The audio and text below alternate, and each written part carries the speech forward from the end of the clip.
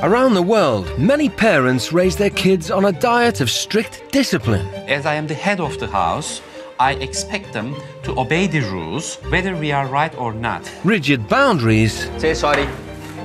You will not do again. My father controls my life every day. We're going to see some progress in 5 minutes. And immediate consequences.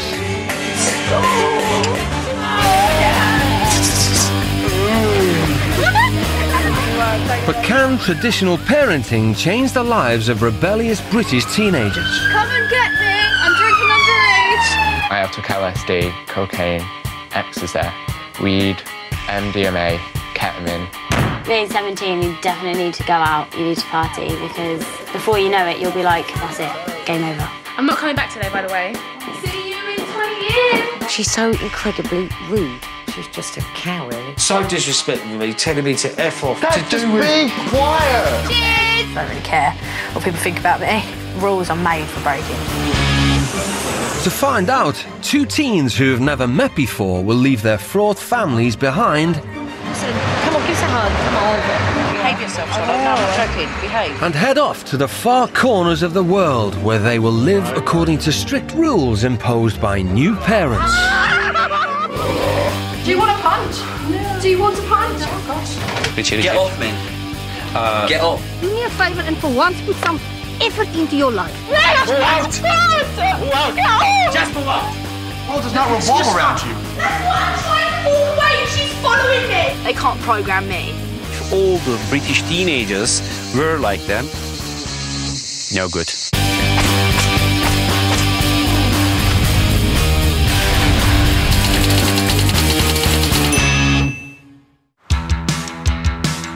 Come and get me. I'm drinking underage. 17-year-old schoolgirl Charlie Denny treats life like one big joke. There's nothing serious to my life at all, and I refuse to take anything seriously. I've been drinking since I was about 12.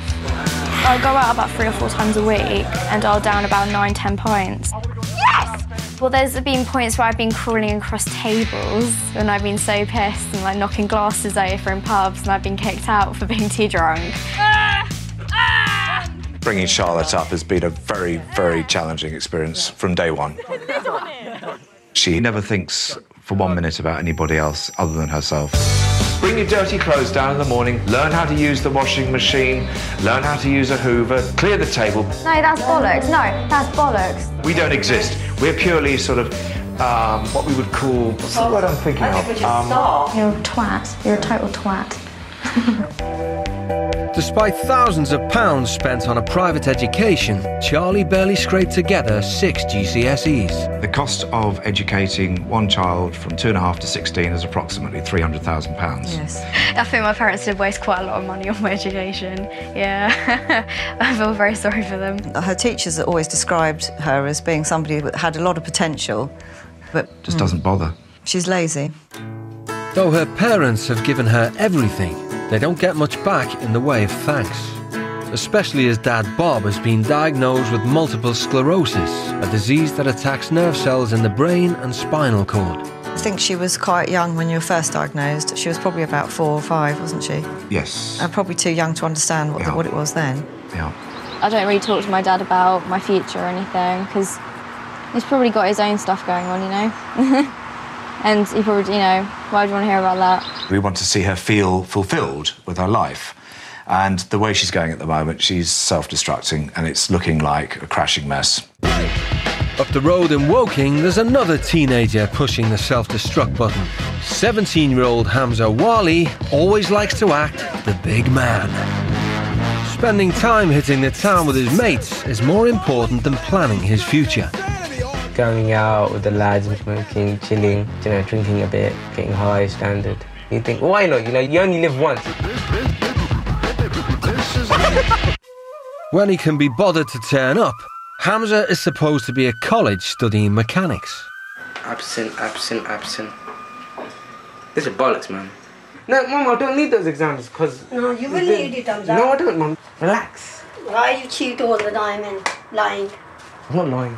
I'm cheating. My mum's saying, you know, how come you haven't been going to college, you got to go in, why you been bunking, all this stuff like I got to sort myself out and that. Relax, Mum. chill. Hamza's older sister, Syra, spends her time trying to keep tabs on him. And you've not attended your exams? Oh yeah, I've got to redo that. That's standard.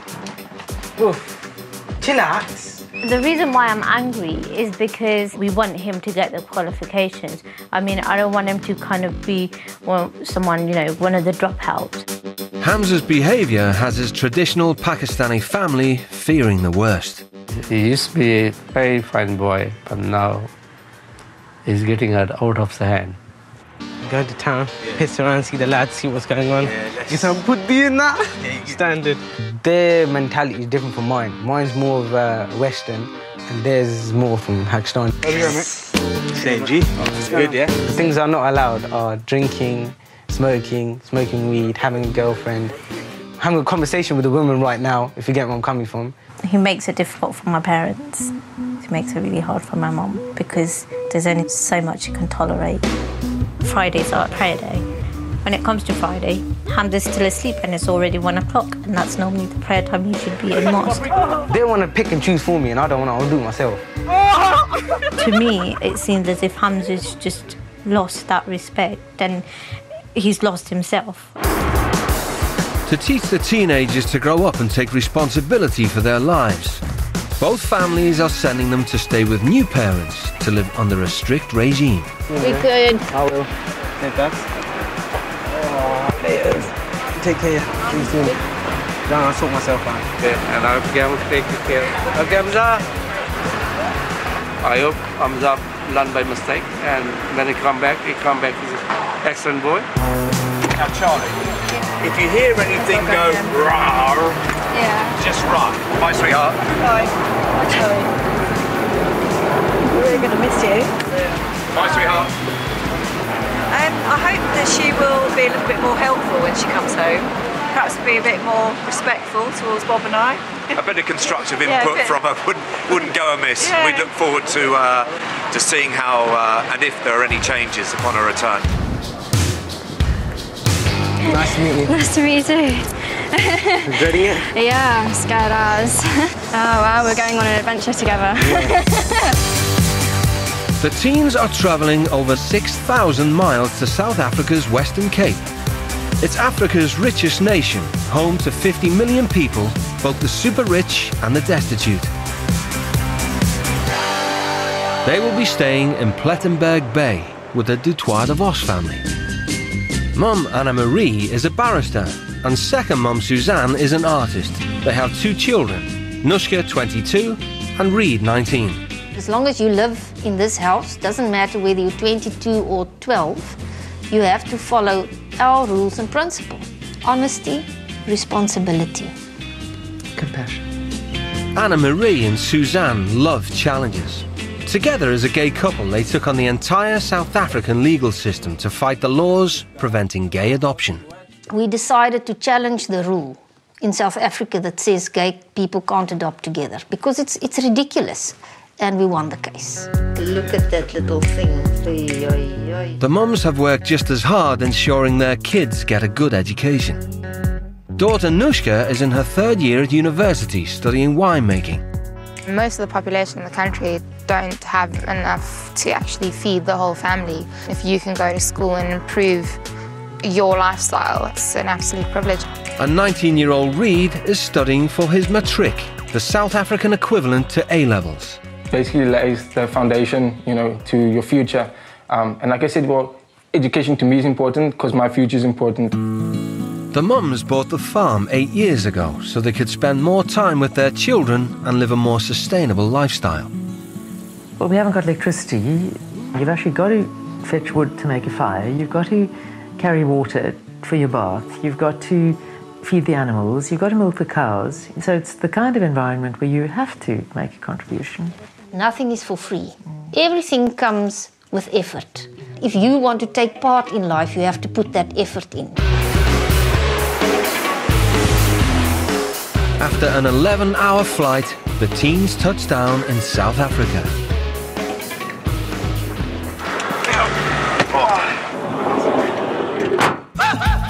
The drive to Anna Marie and Suzanne's farm takes the teens past a local township. Oh, what the? Look at the houses here. Would you like to live one of those? No, I don't think so. No, it looks good. Yeah, it looks good. It's just different. The dad's probably like the quiet one. It'd be the mum that's like really like strict. Look at the place. Our dog eat people. In a traditional Pakistani family like Hamza's, the man is always the head of the household. Are those two blokes? Are those two blokes? No, don't say that. I think that's a woman. Oh, that's a woman. Actually, no, is it two women? I don't know. Oh, yeah, there's two women. What the fuck? Oh, wow.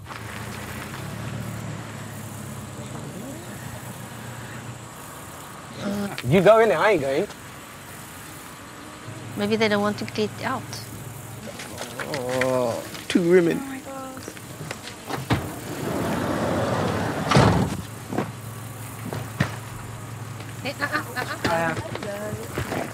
Hi guys. Yeah. Hello. Hi. Hello, hello, hello. I'm Anna-Marie. Nice to meet you. Hi, Charlie. Nice to meet you.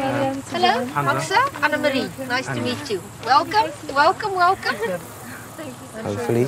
Yeah. Okay, let's go. Come on. This is Nushka. Hamza. Charlie. Nice to meet you. Nice to meet you. Nice to meet you. Okay. The 5-bed farmhouse will be the teens' home for the next week. Okay, now this is Hamza, this is Mallory. If you're cold at night, please tell us to get more blankets. Okay, it's not going to be a problem. Yeah. Okay. Oh, wow. Okay. So this is real farm living. No electricity, no hot water, but you just get used to it. Okay. This is the thing that scares me. I literally think about it. We are so far away, no one can hear us scream. I had no idea it's going to be like this, honestly. And we're staying with two women as well. How the fuck does that work? Yeah, I just forgot the names again, innit? Okay, so the names of Anna-Marie. Yes. And I'm Suzanne. Suzanne. Yes. And actually, at your age, in South Africa, in our Afrikaans-speaking community, you should be calling me Tannie. Tannie. Tannie means auntie. And then there's Nushka. Nushka. And Reed. Reed. Yeah. Okay. And we can write them down if that's. And did you like adopt them or? Yeah, we did. Oh, okay. We adopted them together, they're brother and a sister. Yeah. But we adopted them when Nushka was 6 years old and Reed was 2.5.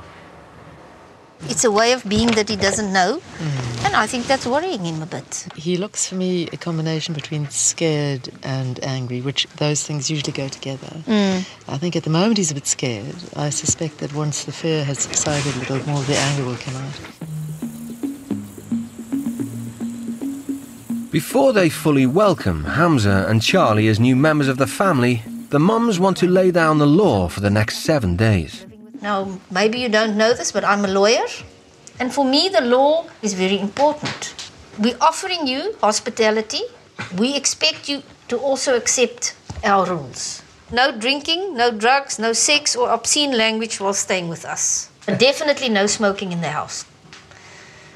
Will seem fair enough. It's just the drinking one I have a problem with. I mean, but it's against the law. I know, but a small drink with dinner is not a problem, is it? And it's going to be a problem, and I'll tell you why. If you're 17, it's a problem. Yeah. Because I'm a lawyer, I can't allow people to break the law in our house. I'm sure you're going to be fine. Everybody who lives in this house does have to contribute to the running of the house. Because it's a farm and because there's a lot to do, everybody has to kind of pull their weight. We get up at 6:30 in the morning. I got a problem with that one. You won't have a problem. Yeah, you'll see. You will go to school with Reed. I don't like going to school. Let's just take it one day at a time. I want you to sign the document so that we know that you have accepted our rules. Okay? There's one for each of you. Because the family are switching to renewable energy, power is rationed in the evenings. I'm back in Charles Dickens times. Why am I back in Charles Dickens times? Eating dinners with them. That's awkward situations. Like talking and having jokes. One, you know, the school situation as well. You gotta go to school here. Man, I don't want to go to school. You can't live with no electricity. I think it's almost against human rights almost to live like that. That's not right. Back home, Hamza is used to doing his own thing, and that includes avoiding eating with his own family. Have you ever peeled potatoes before? Can I not go and have some rest or something? Yeah, as soon as you peel the potatoes, I can cook the chips, and I do make nice chips. Then we're going to have supper, and you're going to go to bed. You don't want to do it, do you? I know you don't want to do it. Come on. I don't see no point, because I'm not going to eat the chips, so why do I need to peel them? Because I'm asking you nicely. Come. You're doing very well there. Huh? You look like a natural. Despite the encouragement, Hamza loses interest. Hey. I think it's called throwing a tantrum of some sort. And he has to participate. I mean, I'm not going to allow this again. He seems not willing to be open or share, and I don't think it's not going to go very well, and it probably won't get very far. Hams, fucking hell, wake up. Where is it? Jesus Christ. I am so fucking pissed off now. I've got to go have dinner with him on my own. Say. In this house, every meal starts the same way. Thank you, God, for happy hearts, for rain and sunny weather. Thank you, God, for this good food and that we are together. Amen. We are very pleased to announce that Reed is doing very well at school at the moment, which is fantastic. It wasn't always like that, let me tell you. I had a terrible time at school. I used to not get on with my teachers at all. This is like the age of 5. I'm not joking. I used to argue with teachers and stuff. I used to argue back. Sounds familiar. Nushka and Reed? I was a troublemaker. You're not committing. I was the one who nearly got expelled in grade 5 and grade 6 and grade 7. Oh, no. I pulled through somehow. And grade 10. It's all right. I mean, there's no shame here. No. That's what you think. You know, if you look at school and you think, okay, I don't like this class, I don't like that teacher. I try to explain to both Reed and Nushka that it's not about liking the teacher. Because the teacher is going to get 3,000 other kids through. It's about liking yourself and thinking, where am I going with this? Where am I going with my life? Do I want to take part? You know?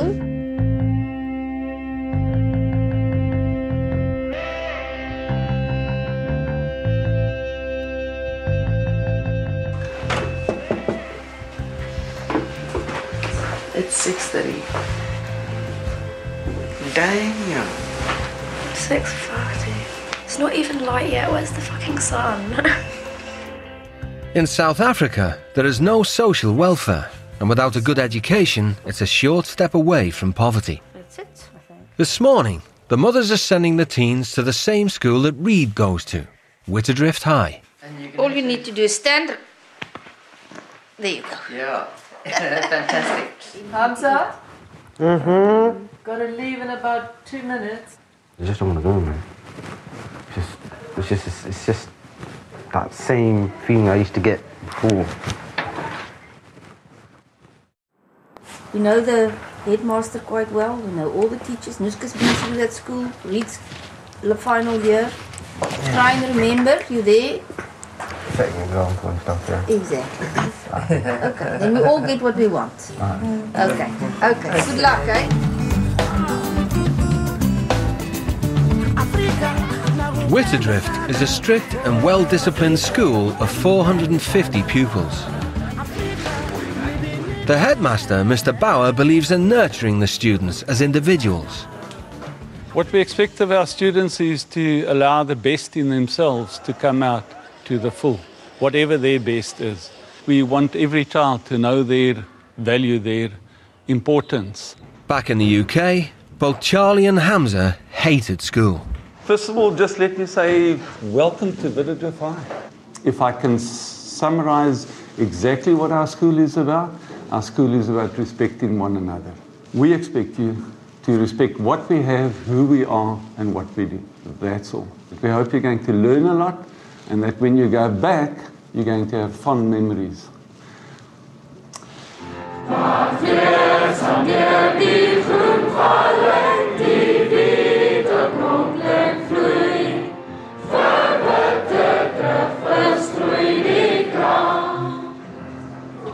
This morning, we have special guests from the UK.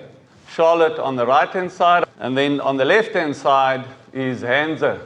And I'm going to ask one or two of you, unprompted, just to say a short word of welcome. I would like to welcome our two guests, two students from the UK, and so in Charlotte to a small school with a great big heart. Back home, instead of studying, Hamza spends his time doing drugs with his college mates, a habit he's finding hard to quit here. Do you get buzz in it? Can you get buzz in it? No, like, smoke weed in it. We call it... Can you get some for me anyway? I want to get fucked. Hamza, he's different to the people back here. I don't think he has many boundaries. There's differences here, like there's punishment, like physical activity that you do if you do something wrong, which probably will be happening pretty soon. But yeah, it's tough. It's exam time, so Hamza and Charlie are going to be sitting the basic English language test along with the rest of their year group. You'll probably find them pretty basic. The exam will be supervised by Deputy Head Mrs. Olfsted. We cover the comprehension, we do the summary, we do visual literacy. All right. Any questions? No. Right, in you go, and let's get you seated. They'll have 2 hours to finish the English language paper. With 11 official languages in South Africa, English is not the mother tongue of Witterdrift pupils. So this exam should be a doddle for the British teens. It's easy. Like, I'm actually offended.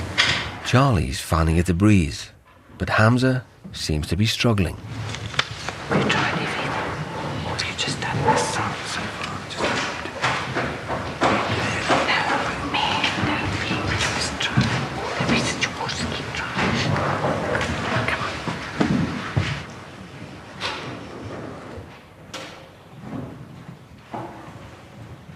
Hamza doesn't seem to be trying. He just put his head down. It's as if he doesn't care. And I said to him, I need something to mark, and that didn't even motivate him. I'd be interested to hear what his reason is for putting his head down and having a quick nap.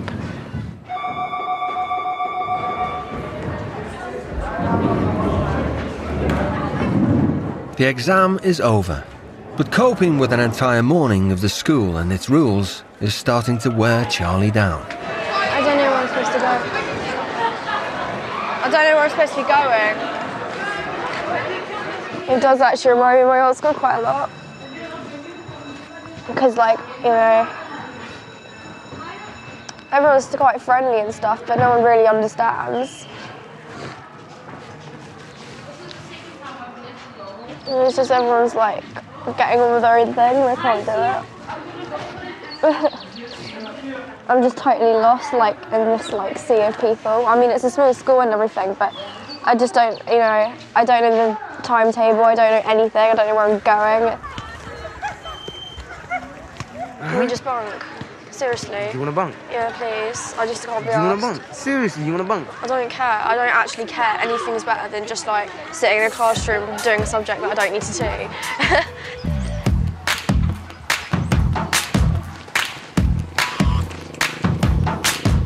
I've been doing it for 16 years. I don't see why I have to go back. I don't see why I've got to do this again. It's strictly against school rules to leave the premises without permission. The headmaster, Mr. Bauer, has had enough of their bad behaviour. Listen, you two, are you acting up now? Give it to me flat, straight up. Are you acting up? The quiz was hard. No, I think you're acting up, I must be honest. You didn't want to put in any effort. And it seems like, no, we're not interested in that. You're important to me. Okay. You're important to the school. And we're responsible for you. So now what I have to do is I'm going to take you with me, and you're going to spend the day with me in my company. We've been here for 2 hours, and we've already been called into the headmaster's office. I don't think we've actually done anything that wrong. Corporal punishment was banned in South Africa in the 1990s, but physical punishment is still widely used to reinforce good behaviour. So the teens are going on an 8-kilometre bike ride. Okay, there's no ways the young lady can beat you, okay?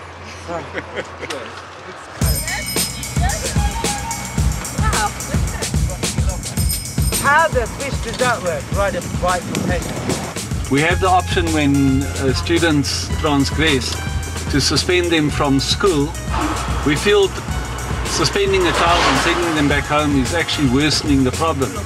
So we do this type of positive activity which reinforces the basics of life, and that is that you do what is right and you do it properly.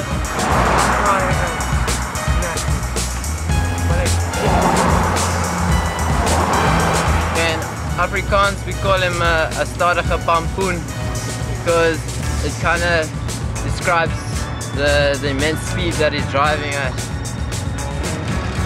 Look at him, darling. I feel like shit, man. Honestly. Despite her bravado, Charlie only received 26 out of 50 in her English paper, and Hamza didn't even try to finish. Appalled by their performance, Mrs. Olfsted has called Suzanne in to talk through the problems.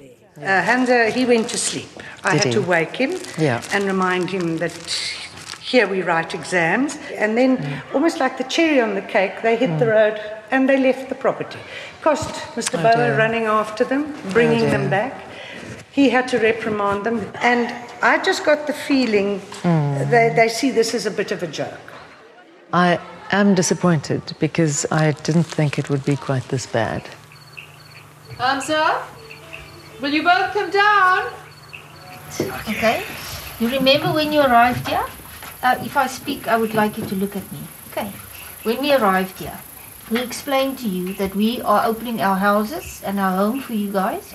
And I don't expect any favors back or any love or kindness. I do expect participation. And you will remember that both Suzanne and I asked you guys, please don't embarrass us. Okay, now the question is, why would you do that?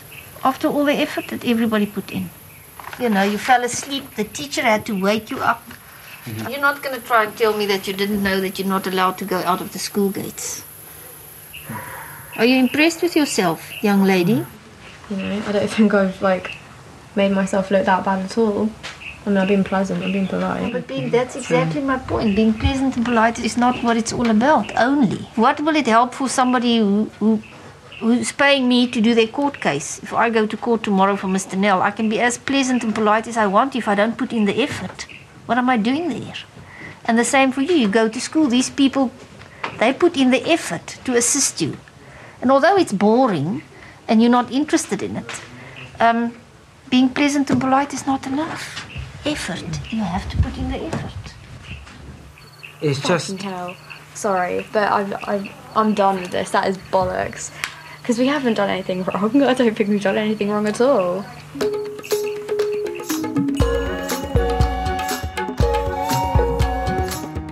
School was a disaster for the British teens.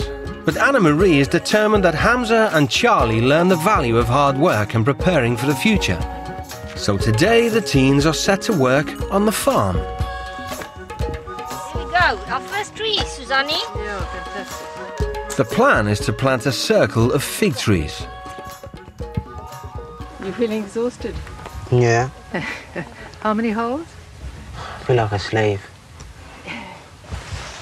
I'm getting old. I feel old right now. It's a mission, isn't it? It's a mission, but the thing is, planting trees is a bit like studying. Or it's not about the moment. The moment may not be so fantastic, but it's what you achieve in the end. I tend not to think about it. I just put it at the back of my head, innit? Well, it's probably the kind of outlook one would have when you're 17, but it's not going to get you anywhere. Are you making your parents happy? I tend not to think about that either. Okay, I think that means the answer is no. Okay, let's not worry about your future, let's worry about my treehouse. Okay. Thinking ahead is not one of my strong points, no. Why should you plan ahead? What's the point? You know, you could die tomorrow. Live for now. This one's going to be easy. This is bollocks. I ain't doing this, man.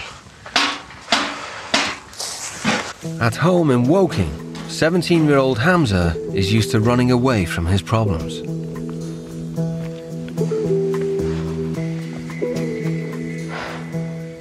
It's can't be fucked in it. I see no point in it. Hamza's rebellion has only lasted 6 minutes, but Anna Marie has had enough. Listen, Hamza, I'm not quite sure where you think you are. Can you please look at me when I talk to you? I'm very angry. I'll tell you why. You've been behaving extremely badly. Look at me when I speak to you. You're a child in this house. I am your parent whilst your parents are not here. Okay? I don't care whether you like planting trees. I don't care whether you think it's a good idea or whether it's purposeless or purposeful. You know what I care about. I care about the fact that you, at the moment, are living a purposeless life. And you know that. And that's why you're here. Put down that cigarette. Can I finish it? No, kill it. I've had enough of you. Kill that cigarette now.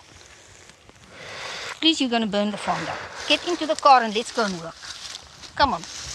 Just do me a favor and for once put some effort into your life. Don't be so useless, man. Come on. If your parents could see you now, they would be absolutely horrified. Come on. Don't do this to me, okay?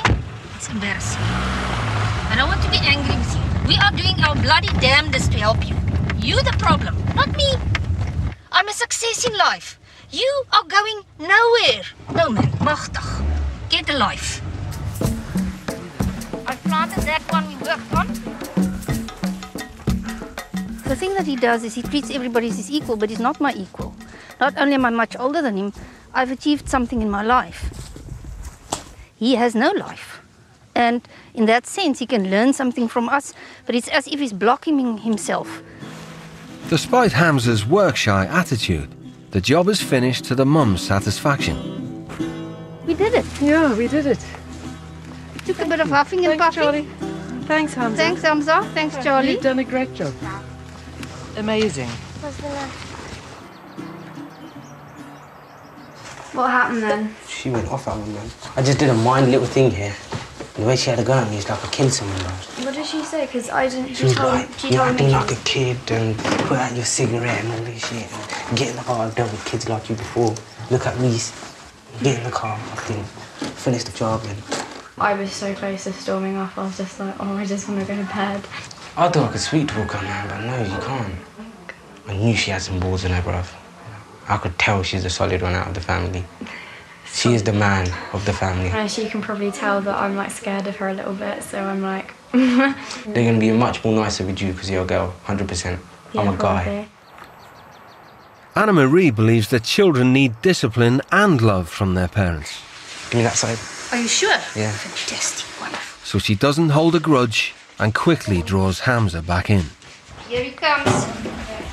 Bath time might be Dickensian, but the mums have a long-term plan to generate their own electricity. Thank you very much. Right. I'm putting money away every month for that, and as soon as I have enough, we're going to put up wind power. You know, you've got everything planned in that, and like, you've got something to look forward to. I haven't even got planned whether I'm going to finish college or not, so. Well, when I was 17, I didn't have everything planned. I went to 7 schools. We lived in 27 places. My father couldn't keep a job, so we kept on moving from one place to the other. And I thought, do I want to have that kind of life? I just had a picture in my head. And I think pretty much I've done well in terms of my picture, and I was wondering what your picture was. It's a lot different, like a lot of family issues, a lot of family problems. So it is hard. You know, I've grown up with problems all my life, to be honest with you. I don't tend to think about it. I just try to keep it at the back of my head because it gets me. And like, it's got to that point now where like my parents have not like given up, in other words, because I don't really do anything at home. And your parents, what do they say if you're not taking part in? Like, I don't sit and eat with them. I don't, nothing like that. I'm out, I eat in my room. I basically live in my room, to be honest with you. Don't they miss you? I think they do, yeah. I used to go to college in that, and you know, I don't go now. I just can't bother. I find it long. What are you studying at? What Mechanics were at the you moment. studying? So why didn't you go on? It's just long. No, you have to. You can't forever be 17 and go dancing and drinking. It gets boring.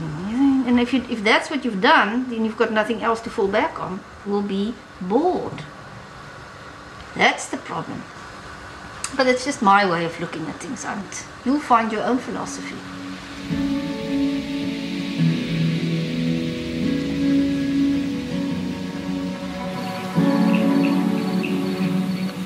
Thank you God for happy hearts, for rain and sunny weather. Thank you God for this good food and that we are together. Amen. It's Hamza's first dinner at the table with the family.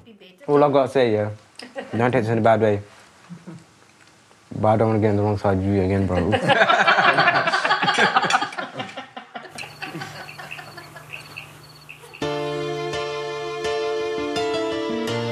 It's halfway through Charlie and Hamza's time in South Africa. Hamza, I'm a sweetie. It's time to get up. This is a joke. I feel really tired. I'm going to go back to sleep. Come guys, let's move, let's move. We're going to be late. Today, the British teens will be visiting the local townships for the first time. Both Suzanne and I feel that we should make a difference. And I think today we are going to make a difference, you'll see. And I think the most important thing for us is there's lots of people in the township that knows us. They know the name Kruiberskloof very well. Our name's on your back, and I hope it's going to be fine.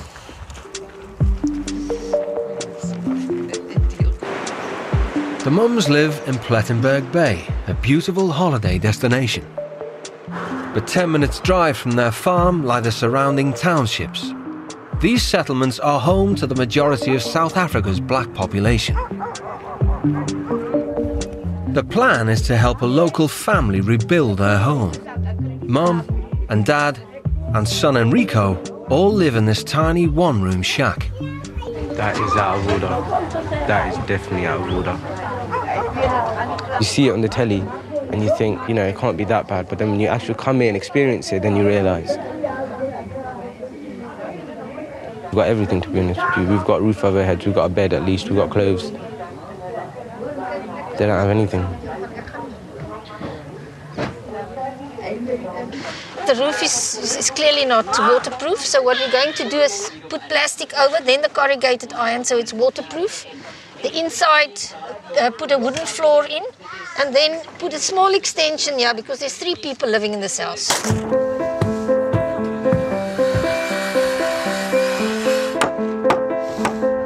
Hamza seems proud to be identified as a member of Suzanne and Anna-Marie's family. I'm representing both mums, innit? And I can't do anything stupid or anything like that because I've got the t-shirt on and it says on the back, so... a lot of people know Anna-Marie and Suzanne, so we just got to get on with it, to be honest with you, and just make them happy and make the kid happy and the mum so they can live in like a better environment.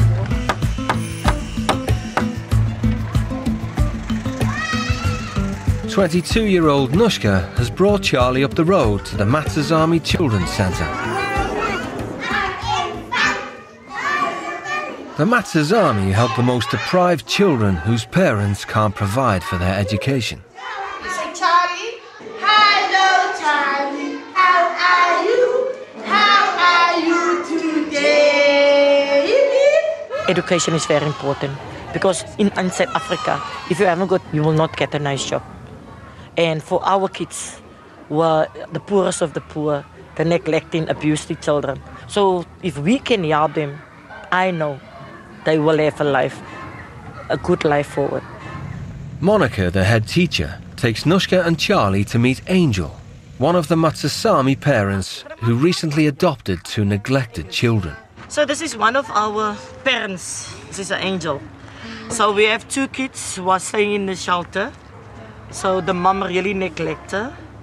The child was burning, the whole hair here is off. And then God really sent this Angel out. 6-8 months ago, she adopted them from that side. So now the kids are staying with her now. So this is the new mama of their kids. Wow. 2 months ago, her husband passed away. And thanks God, she adopted these 2 kids. Now these kids bring joy back in their life. Such a strong woman. Okay? I agree. If you want to ask her something, you can ask. Very nice to meet you. Make sure that Nushka is surprised by Charlie's apparent lack of empathy with other people and wants to find out why. So how have you felt about everything today? I find it hard to show how I'm feeling, and when I do show how I'm feeling, I feel really bad about it. Why do you feel bad about it?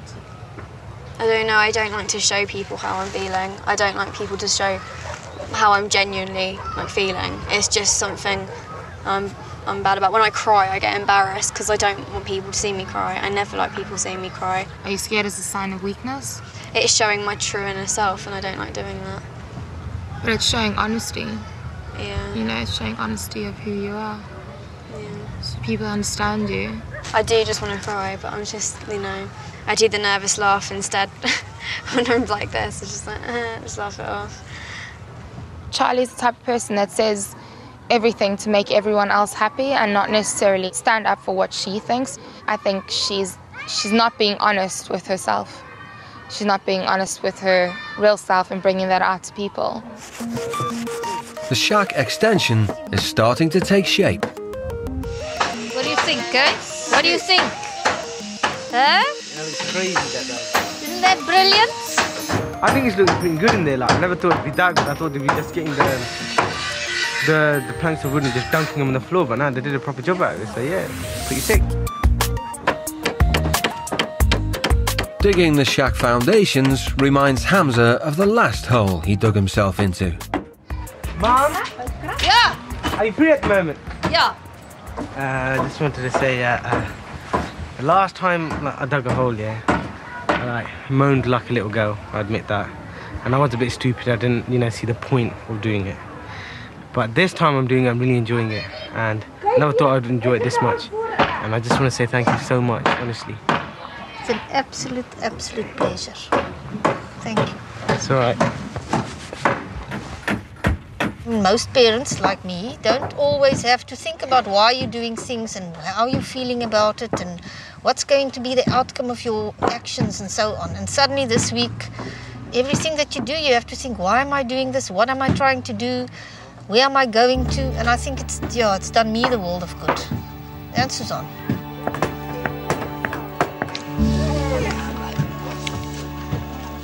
You know, it's quite amazing how quickly a child can get into your heart.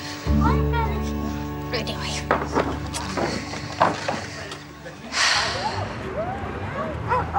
An animal rescue charity has come to the township to offer free antiseptic baths and medical help. Worried by Charlie bottling up her emotions, Suzanne has decided to show her their work. It's all right. We all feel that Charlie could just be a little more open and honest about what's going on inside herself. You know, she has a good front and a brave front, but she doesn't always show what's going on behind the scenes. Putting her in situations where she has to give a little more of herself, extend herself a little beyond just the superficial. So we're going to put this dip bath up first. The average township wage is about £3 a day, so the medical help given by team leader Kate and her staff is essential to keep the pets healthy. We offer primary health. We dip the dogs. We're going to give some free vaccinations. We're privileged enough to be able to go to the vets. It's $100. They don't have that kind of money.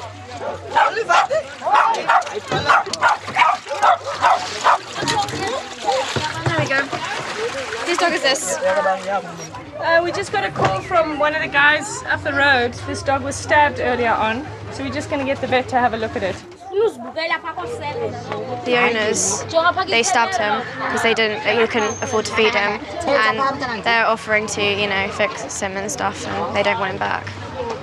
I just think that's, awful. Just to put you in the picture, we get 200 unwanted animals per month. And we've got 25 kennels at our facility, and we adopt out maybe 20. So that means that our euthanasia figures are quite high due to no choice. So what's going to happen to this dog that's been stabbed? The honest reality is we'll probably have to put him to sleep. It's difficult. Yeah, it's a tough one.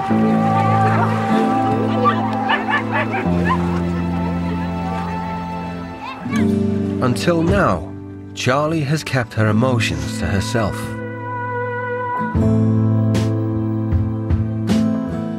I laugh things off and kind of just, you know, pretend it's all okay.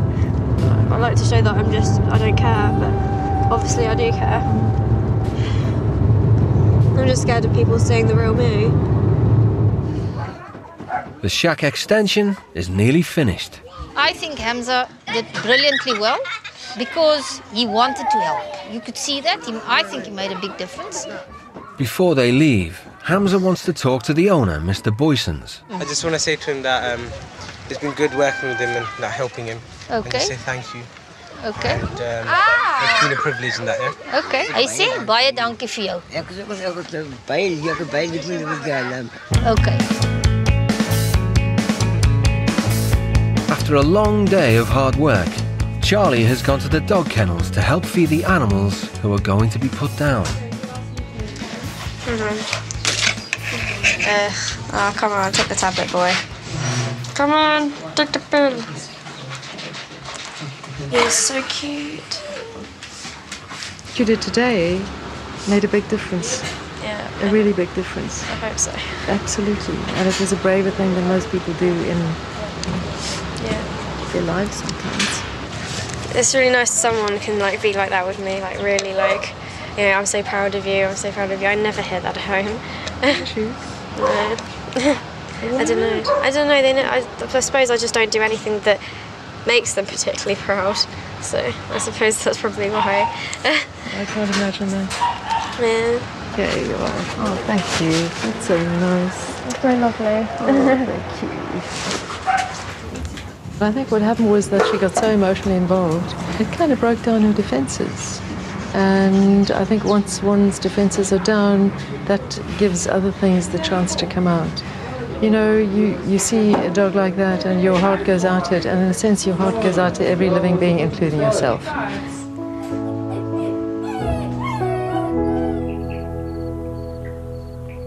The teen's time in South Africa is almost over, and Hamza has received a letter from home. He's not had a proper conversation with his parents for several months. Your father sent you a letter. I want you to read it, and if you want to talk to me thereafter, we talk about it. Yeah. Okay? Yeah.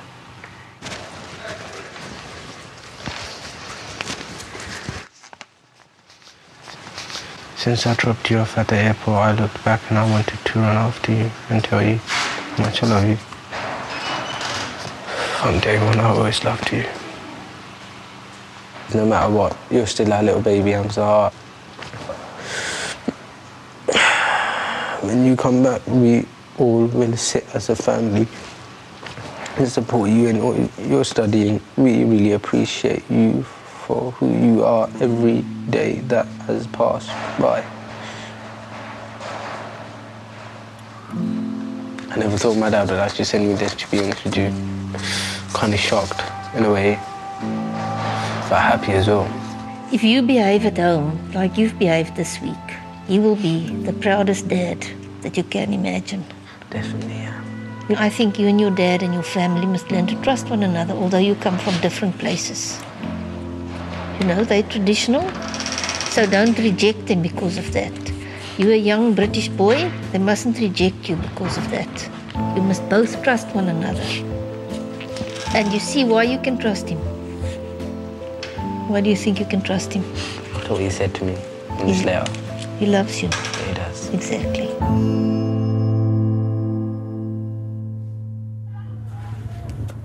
Do you know hide and seek? Yeah. Charlie has returned to the Matsuzami Children's Centre for a final visit. 2, 3. Many of the orphan children at the shelter have been traumatised by their experiences. Coming, ready or not? Well, I found you straight away. Oh, you're so sweetie, aren't you? The staff often get the children to draw a family tree, a simple device to bring out issues that are troubling them if they can't or don't want to talk openly. That's my dad. Can't remember how old my parents are, that's so bad. That's me, I'm 17. How do you get on? Like him? Yeah, I'm like him. what sort of qualities would you say you like him? We're both quite clever and stuff, I think. and we just didn't do as well as we could at school. We were both kind of like a bit lazy and messed about. So you're saying you're clever, but you're lazy? But he does try very hard. My dad does try very hard. I mean, he's got MS. An MS, though? Oh. Because that is a challenge. It kind of makes you realise maybe who you're connecting with and who you're not, and maybe where you're going wrong with some people. Unknown to Charlie's family, her dad's illness has had an enormous impact on her life as well. Obviously, I was really upset about it when I found out he had it, but I mean, I was only 10 at the time, so I just, like, you know, used to just kind of, like, brush it off and pretend it wasn't happening. I don't talk to him about it at all, never. I don't know, it'd be too difficult. Of course, I worry about him every day. He doesn't know that, but I do.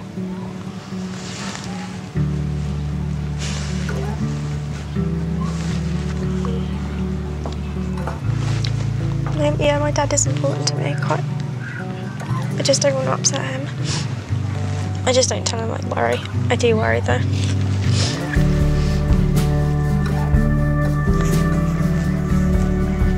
Since day one, Anna Marie and Suzanne have taught the teens that honesty is key to a healthy family life. Why do you want to write a letter to your dad, particularly? Because I think I should be honest with him. Yeah? I'm not a particularly honest person sometimes. I do tend to hide my feelings. I think he thinks that I've grown up and just not given a shit about his illness and, you know, and his symptoms, and I just don't care, but I think it's time to be honest with him, just let him know. I think he'd like to hear that as well. I'm sure he would. Okay. I think it is going to mean a great deal to her father, because she can appear to be really disaffected. And, yeah, for him to know that she really cares is very significant.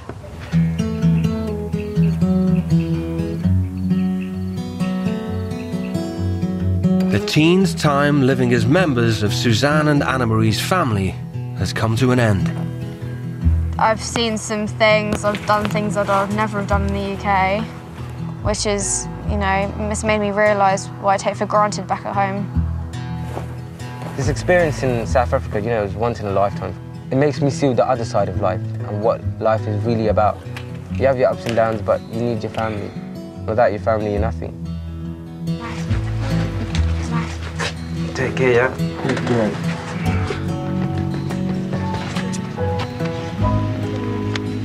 Bye, my sweetheart. You look after yourself when you go home. And I love you. And I want to say thank you so much for giving us the opportunity and your lovely parents. And I have a lot of love for you. You did this thing. You were brave enough. Yeah. You were smart enough. You survived.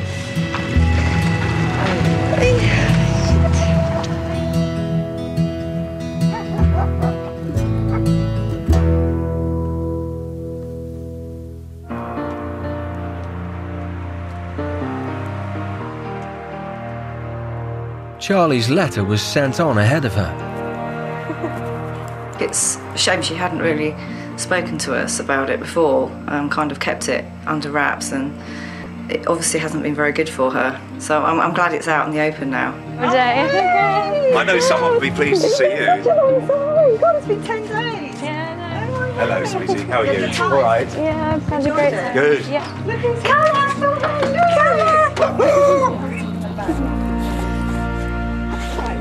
I take it you got my note. I did get your note. It just worries me sometimes, Dad. It's not like I can pretend that it's not happening. It might be helpful for you to read some of the notes from the neurologist, because you're grown up now, and that will give you some insight. You know, what might happen or what might not happen, we don't know. But you know what? I live for the present. I look constructively and positively to the future, and that's what keeps me on my feet. Okay. And out of a wheelchair. So don't be too concerned. Follow me. In the spirit of starting afresh, Dad's not taking any chances with the family's stash of alcohol. A padlock. Here is the key, which is in here. Do not try and take away.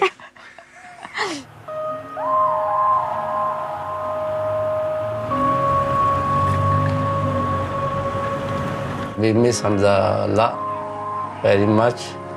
I just want to know whether he's changed or not, really. And I hope he's made the most out of it. What's going on, Dad? Hey, you good?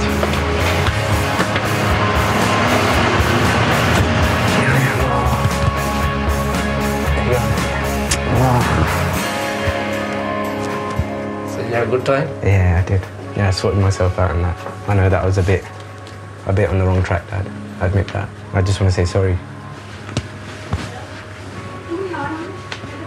The plans for my future now is to get back to college, finish my qualification. It's going to be hard at first, but I'm going to be determined. I'm going to push myself to that limit and I'll be able to do it, definitely, 100%. I just want to apologise for the stuff I did, Jen. Mom, why are you crying for, man? Bloody hell.